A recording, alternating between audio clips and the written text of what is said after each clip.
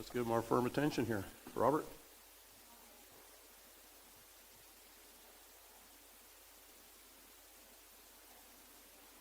Well, good morning. Kim and I are delighted to be with you for many reasons. We left Spartanburg on last Saturday morning with a tree on our house and no power, and looked like a bomb had gone off in our community. But we've gotten pictures going back. I thought we could stay home and have no power and a tree on the house, or we can go to St. Augustine. That was a really hard decision, but we chose to come here. We do have to go back to real life soon and figure out how we're going to get the tree off the house. But all of our kids are safe. All but one have power back. The other one had a tree hit their place and knocked the gas line out and the power, and so, but everybody's safe, and that's a good thing, right? Our folks just an hour north of us didn't fare as well, and so our son's been hauling food to the airport so they can helicopter food in to Asheville, and so what used to be a really cool place is not so cool anymore. Of course, you guys face hurricanes all the time. I mean, you know, and you might be facing one, in the next 2 or 3 days? We're leaving now. But before it comes this way, but you're kind of prepared. Who thinks of Asheville, North Carolina getting hit by a hurricane? But Kim and I anniversaried in Lake Lure every year for about 10 years, and we'd go to Chimney Rock. Chimney Rock's gone. I mean, all those businesses washed out, and it's really kind of a sad thing. But I know that God ultimately will be glorified through. You know, I think it was Paul that said it's through our trials and tribulations that we develop character, strength, and hope. And so I trust that we'll all come together as a community and be able to bless those who are in need. Well, on behalf of Southeastern Children's Home, thank you for your support.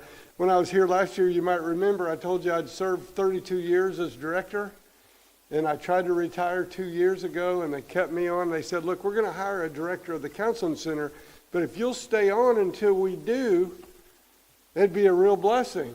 Well, they haven't hired a director of the counseling center, and I'm wondering if they're looking very hard for a counselor. But as long as I'm able to go where Kim wants to go and still do the work that we need to do there, it's a really wonderful thing. So thank you for blessing the Children's Home, both financially and through your prayers. The work is going really well, and we'll talk a little bit more about that in a few minutes. Well, I'd like to start by reading a poem that a little girl who lived at Southeastern Children's Home wrote. And I might have read it last year, but you've probably forgotten. If you're like me, you've slept since then.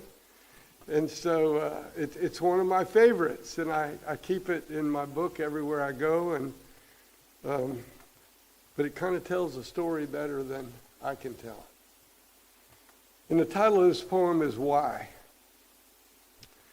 Why did you do the things you did? Why couldn't you take care of me instead of locking me in my room? Why did you spend money on drugs instead of buying me clothes or shoes? Why didn't you care? Why didn't you come rock me to sleep?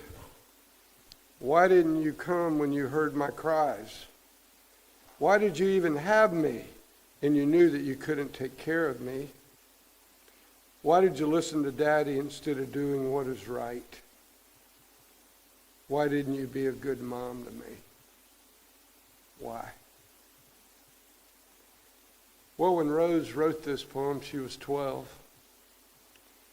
And she would come into my office from time to time and just smile and joke. And one day she brought me this little ceramic dog. Well, it really didn't look like I don't know what it looked like, but she said it was a dog.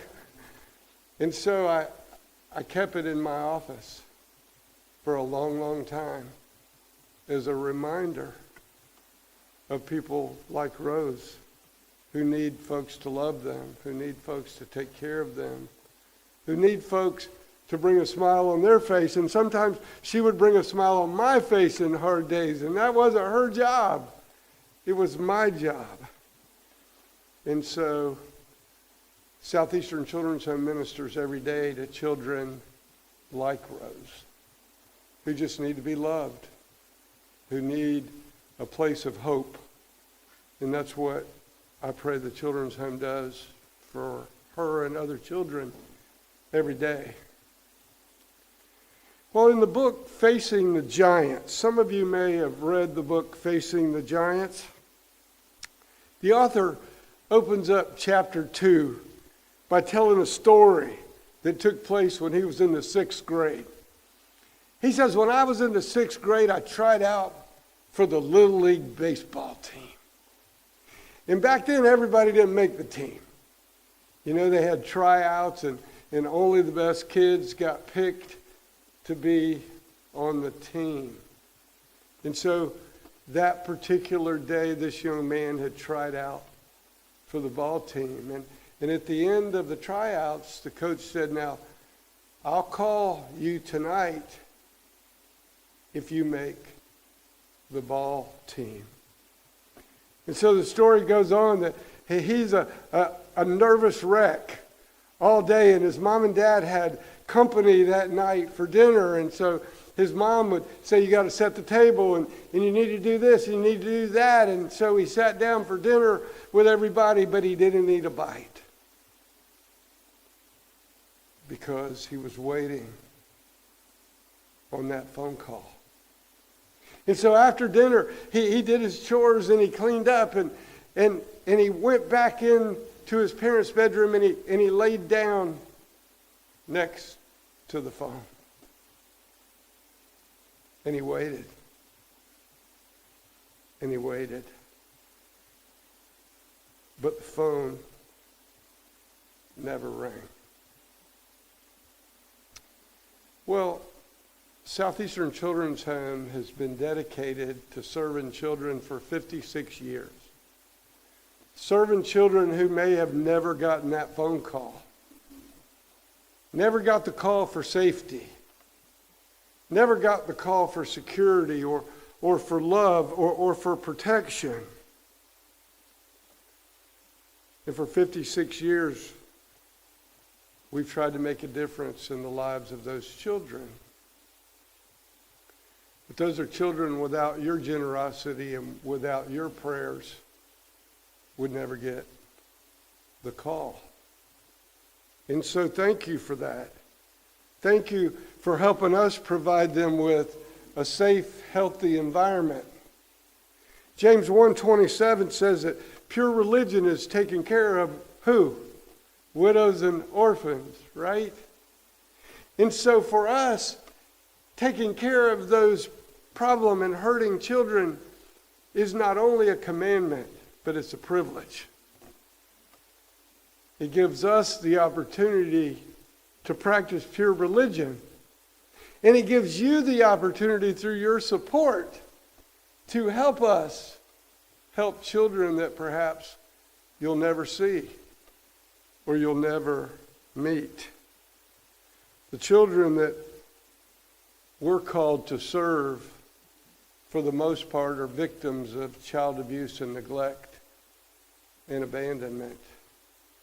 Our daughter and son-in-law are foster parents. And they got a call just a few weeks ago to take care of some twins. Their mom had been, I guess, arrested for drug use, no father in the home. And so, do you think those children came with a bag full of toys and clothes and diapers and food? No. They came with diaper on, and that's all.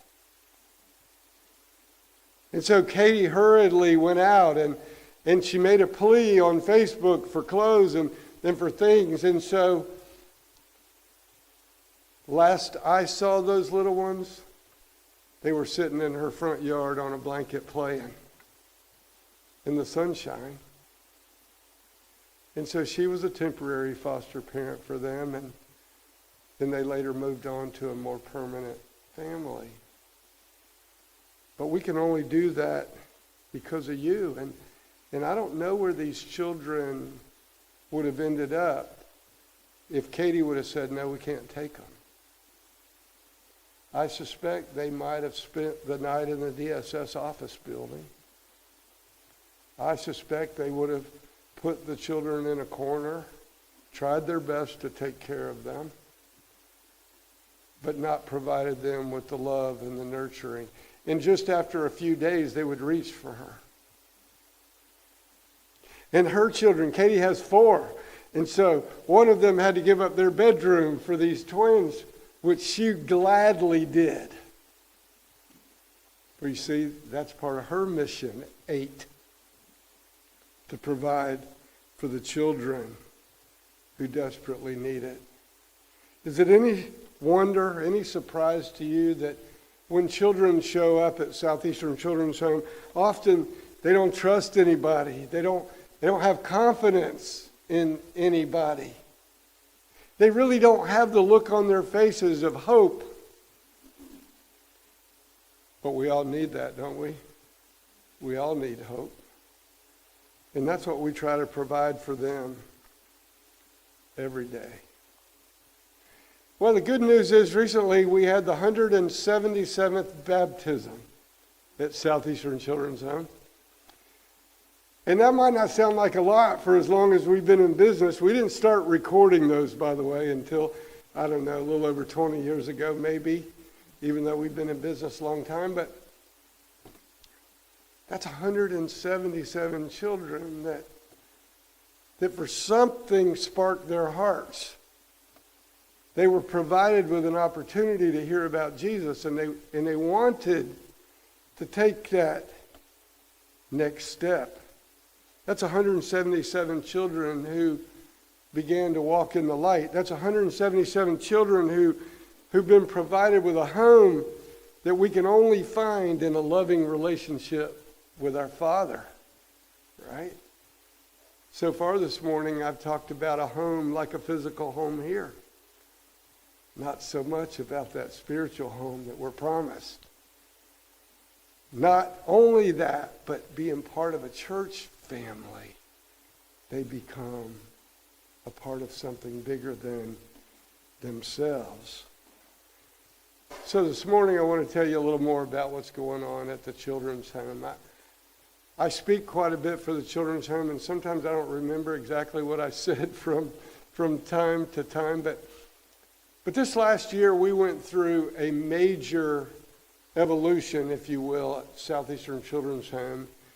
And that really began 5 years ago, 5+ years ago, when the federal government decided no children needed to grow up in a children's home. No children needed to go live at a children's home. It's just not, somebody determined that it's not best for kids.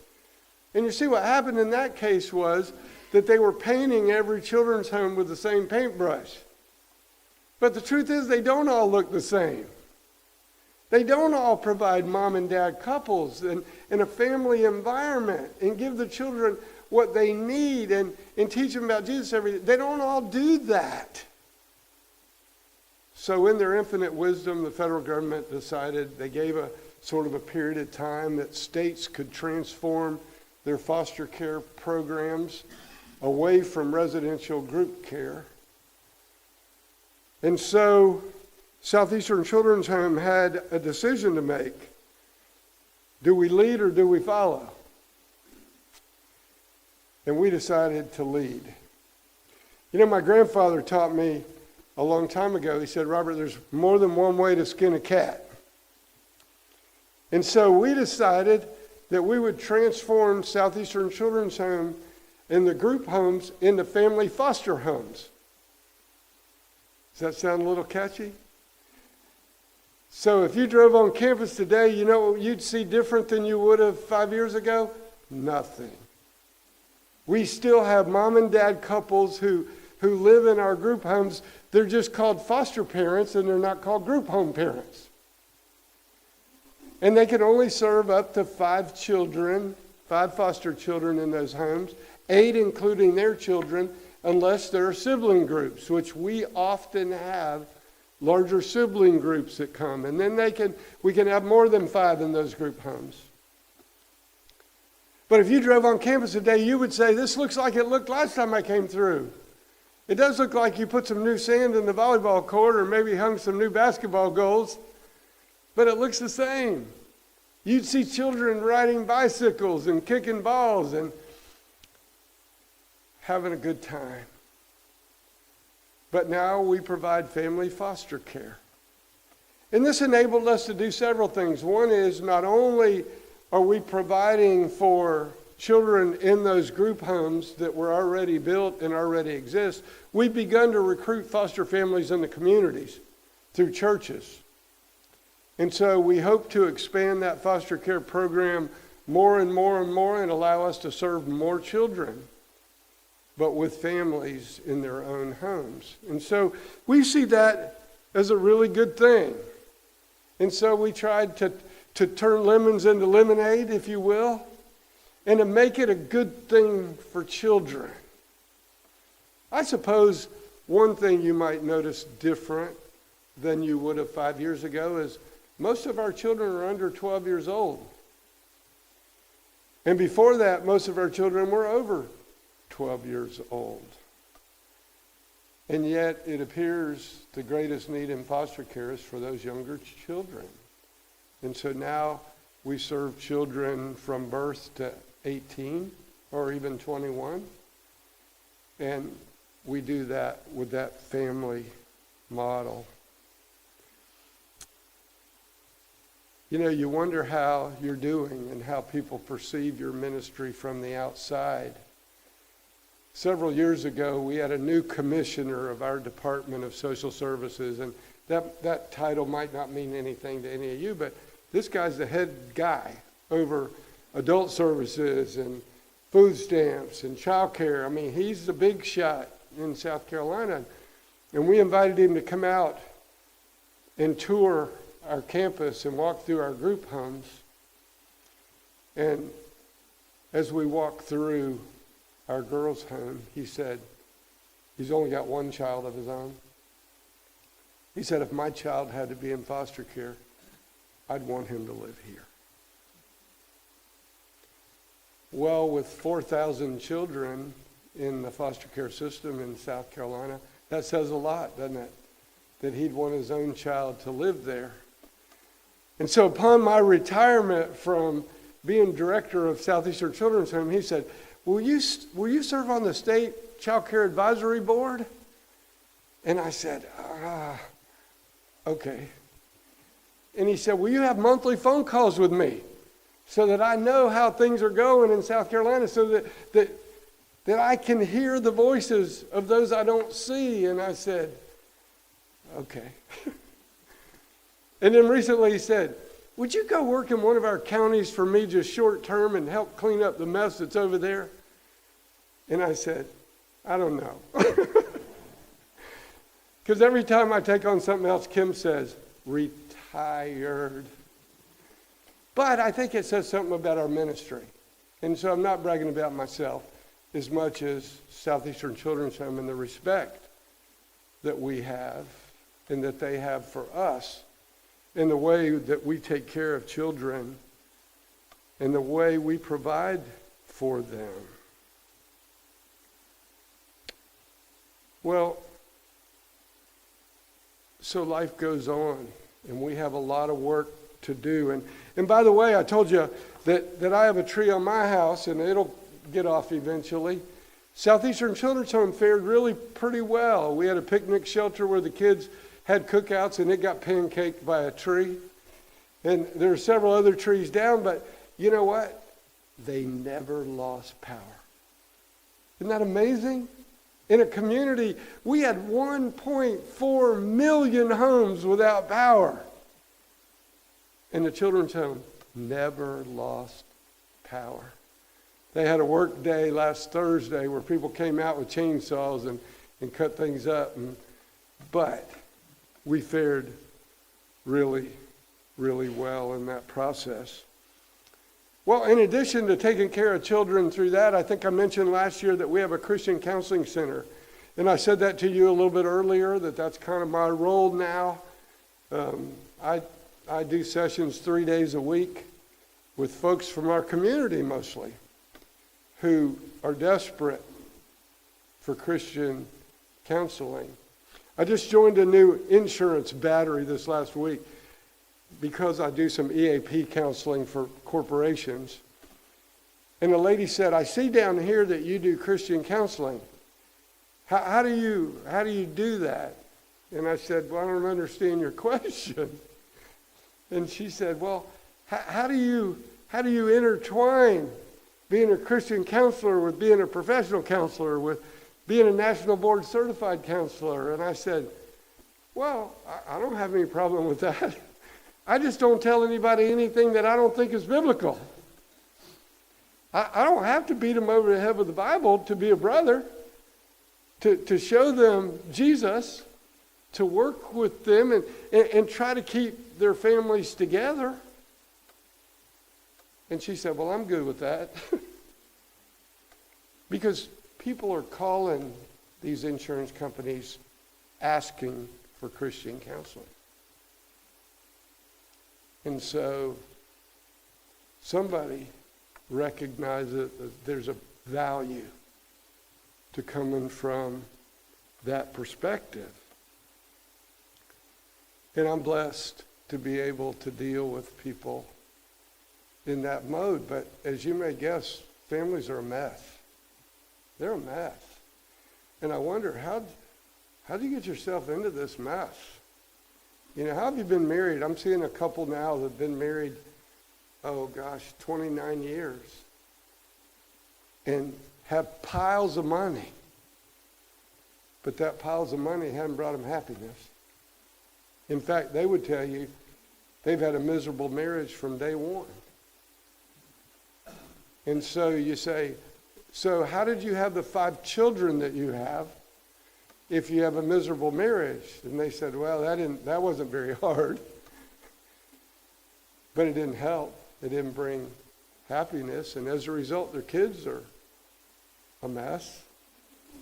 And so working with them and trying to encourage them to look to the Lord, to start, to revisit.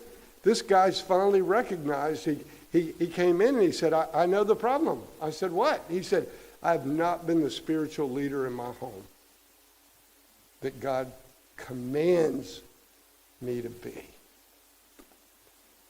And so in 2024, Southeastern Children's Home will provide more counseling sessions than we have at any year in our history.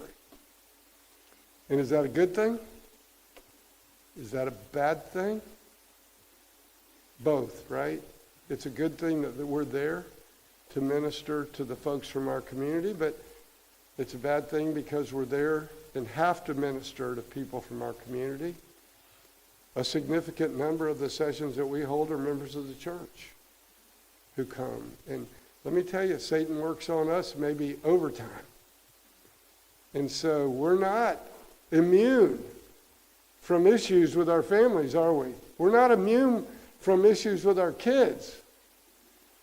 Our kids are growing up in perhaps the most difficult time in all of history. The things that they're exposed to every day. And so we have to do something. And Southeastern Children's Home and Southeastern Counseling Center is committed to making a difference in our community and serving children and families who desperately need that help to get back on track so that they can be happy and productive. Well, I'd like to tell you a couple of stories. I'll run out of time before I run out of information. But I'd like to tell you because I like to tell stories because somehow they're indicative of what we do and the kind of things that we face every day. And I think Jesus was a great storyteller, wasn't he? But he called them parables. And so I'd like to tell you a couple of stories this morning.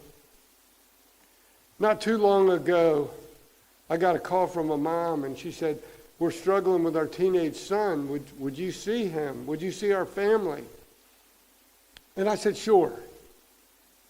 And so I set up the session, and they came in, and we're back in the counseling room, and I'm flipping through their paperwork, and there's a section at the bottom that asks where they go to church. And she filled in that blank, atheist. And I thought, I've dealt with a lot of people over my 40-year career doing counseling. I've dealt with a lot of people, but how do I deal with this? And so I fumbled around a little bit, and I said, ma'am, I noticed that you put in the box atheist. You do know that you came to a Christian counseling center, right? And she said, yes. Why would an atheist come to a Christian counseling center? Well, I think there's something she wanted for her teenage son, even if that's not where she was coming from. She wanted him to be involved with morals and values and godly principles. And so I did my work, and I went on. As long as she knew who I was and I knew who she was, we were good. And we were able to do some pretty good work, I think. I saw another couple, and then I ended up just seeing the dad.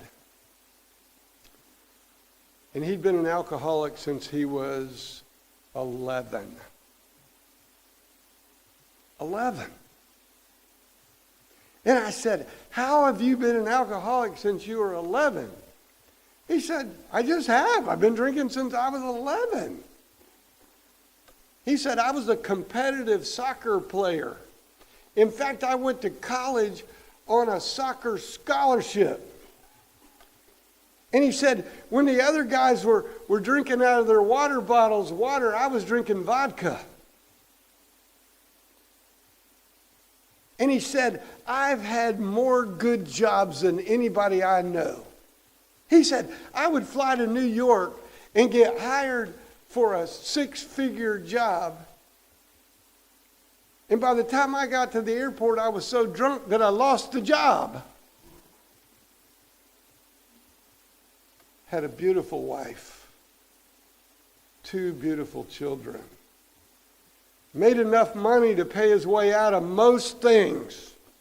He'd been in and out of jail, but only for short periods of time. Nice looking family.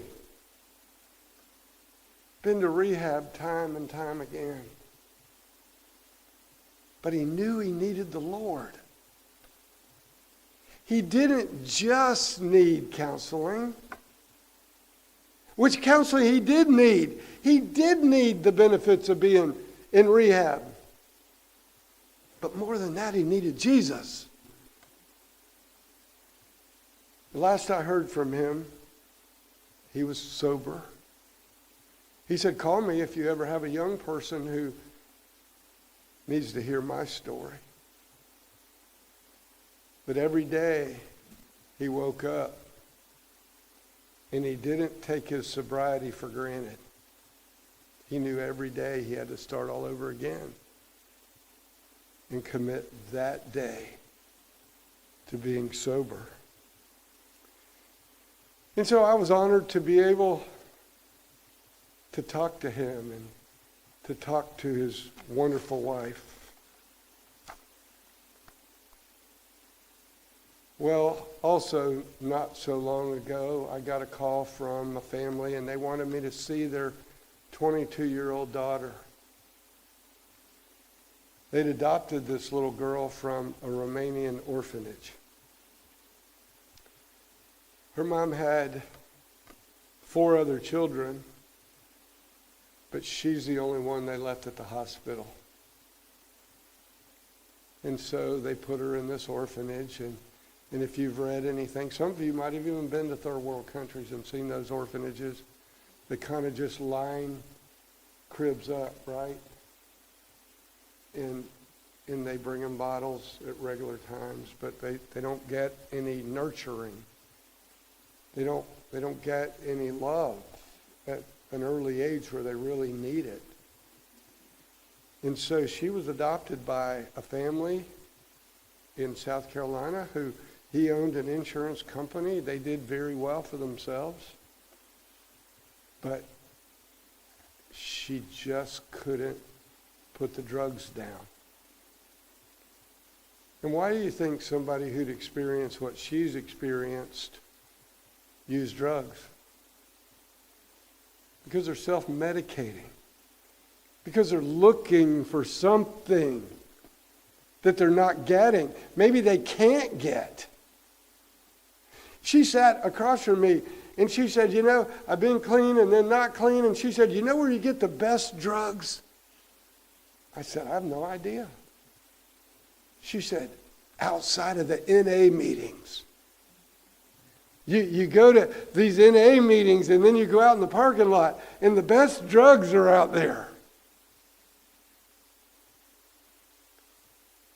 And it made me sad.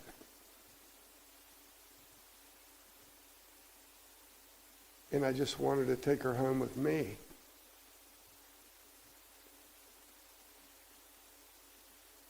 But she had to work through it in her own way, on her own terms. And she had to come to a counseling center where she could feel safe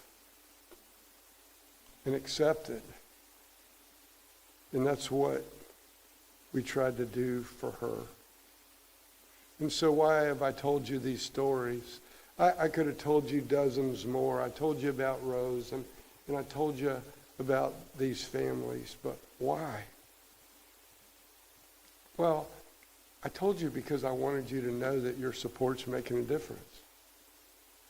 That not just your financial support, but your prayers. These people need Jesus. But we all need Jesus, don't we? And so I know that it's easy to get a newsletter or for somebody to come talk to you about a ministry, but to empathize and to realize that the only answer for these folks is Jesus, the great healer, the great counselor. He just lets me be a counselor, not a great counselor, just a counselor. But I wanted you to know that these folks without your support couldn't get what they get. And they couldn't get what they need. And I also wanted you to know that we're trying to fulfill Scripture where James talked about serving the less fortunate. A lot of the book of Deuteronomy was written in the Old Testament about serving the less fortunate. And so I wanted you to know that Southeastern Children's Home is trying to minister to the underprivileged and to the less fortunate, and that we're committed to carrying out the Great Commission through you. And you'll never meet most of these people, but you are making a difference. And so, thank you for that. People often ask me, what happens to the children when they leave? You say you had 177 baptisms. How many of them stayed faithful? Well, if I ask you, this St. Augustine Church, how many people have been baptized here in the last 25 years? And do you know where they are today? What would you say? You say, brother, you might say some of them. But you might say, I don't know. Well, often we don't know how the children do unless they call back.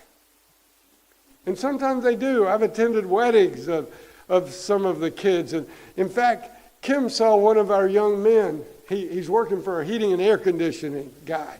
And we just had to put a new heating and air conditioning system in. And so he said, Miss Kim, have you heard my good news? And she said, well, no, I don't know if I've heard your good news. He said, I'm getting married. And you and Robert are getting an invitation. Okay, the Lord's not through with this young man. But at least he's valuing marriage. At least he's coming back and he's interested in us being there for that ceremony, for that service. And we do hear back from kids from time to time. And some of them say, when we came there, we were a mess. Why'd you put up with us? I got a letter from one girl, and she said, I think I served more time out than anybody in the history of Southeastern Children's Home. I don't know how she can know that, but she did serve a lot of time out. But she was married and a mom. And so it is good to hear back from those people. And some of those kids have done really, really well, and some probably not as well. Some, no doubt, have stayed faithful, and some, no doubt, have not stayed faithful. But it doesn't change our ministry. It doesn't change our trajectory. We have to keep going, keep moving forward, keep finding different ways to skin cats, and keep doing the Lord's work. Well, I'm out of time. But I began by telling you about 12-year-old Rose, who's a real kid. Her name's really not Rose. I'm not allowed to tell her name, but it's kind of a cool name I got to pick for her, huh? But she's a real child. And we really were able to impact her life in a big way in the time that we had her. And the second story was about the kid who never got the call. Well, he did never get the call. But later that night after he went to bed, there was a knock on the door. And it was the coach. And he said he made the team. And it wasn't for many years that he found out that his dad had gone to the coach and begged him to give him a chance. And he was the last child selected in the draft.